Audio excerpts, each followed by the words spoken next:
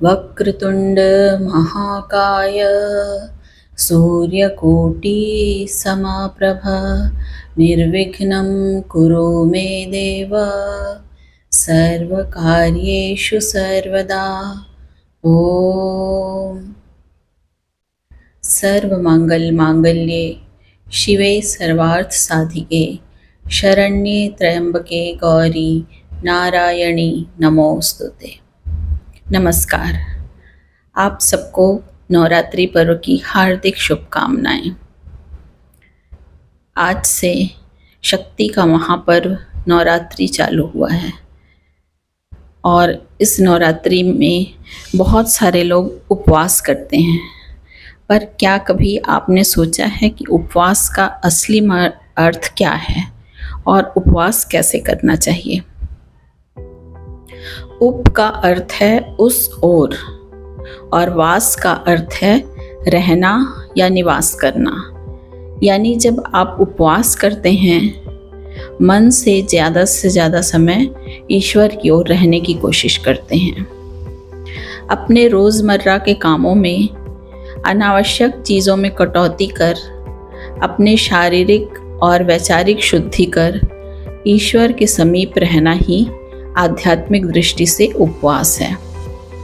कुछ लोग शारीरिक कारणों से भी उपवास करते हैं, जैसे वेट लॉस या रोज़ काम करने वाले शरीर को, विशेषकर हमारे डाइजेस्टिव सिस्टम को आराम देने के लिए। कारण चाहे जो भी हो, शारीरिक या आध्यात्मिक, पर दो चीज़ें हम जरूर सीखते हैं उपवास से। एक तो है अनुशासन या डिसिप्लिन और दूसरा है संयम यानी खुद पर कंट्रोल करना। अब बात करें नवरात्रि उपवास की। 9 अपने आप में पूर्ण अंक है, क्योंकि 9 के बाद कोई और अंक नहीं आता। इन 9 दिनों और 9 रात्रियों में माता के शक्ति स्वरूप की आराधना की जाती है। अधिकतर लोग इन दिनों में उपवास करते हैं। कुछ लोग केवल पानी या दूध लेकर, कुछ फलाहार करके, कुछ एक समय भोजन करके। जिसकी जैसी शक्ति और श्रद्धा होती है वैसा व्रत करते हैं। पर कुछ लोग उपवास के नाम पर गरिष्ठ तला भुना खाना खाते हैं। वह न तो शरीर को आराम देने के नज़रिए से सही है और न ही आध्यात्मिक दृष्टि से। अगर आप गरिष्ठ भोजन लेते हैं तो आपको भारीपन महसूस होगा, नींद आएगी, फिर ना तो आप अपने खुद के और ना ईश्वर के करीब रह पाएंगे। आपको चाहिए कि आप अधिक से अधिक पानी, नींबू पानी, नारियल पानी, फल, इस तरह की लिक्विड डाइट लें, जिससे आपके शरीर पर अनावश्यक लोड न पड़े और आप चुस्ती फुर्ती से भरे रहें, हाइड्रेटेड रहें, आपकी चमक बनी रहे।